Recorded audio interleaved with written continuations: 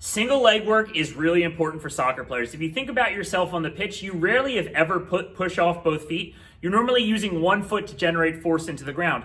Therefore, the best thing we can do to train soccer-specific strength is to really hammer home these single leg unilateral movements. And the split squat is going to be one we're going to be doing a lot of. So for the split squat, you're going to set up, it's going to be basically a stationary lunge.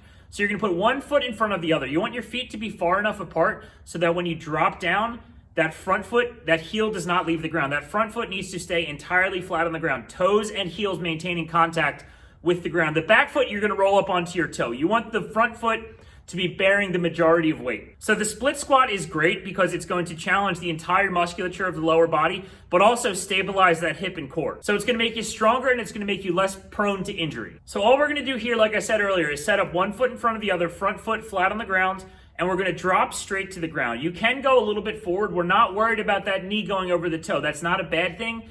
If your knee goes over your toe, that just means we're getting a little more quad involvement, which is a very good thing. So we're going to drop straight down. We want to maintain stability. We want to stay nice and still in the torso.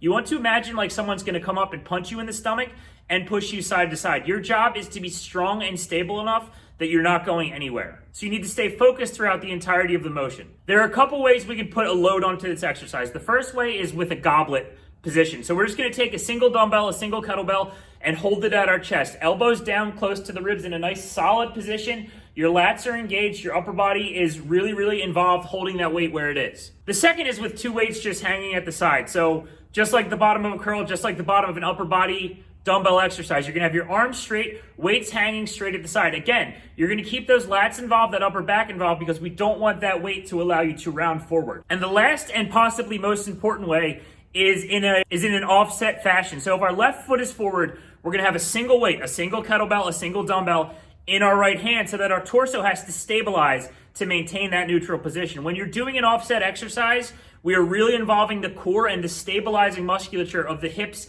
the back, the knee, all the stuff that is going to prevent you from getting hurt on the pitch.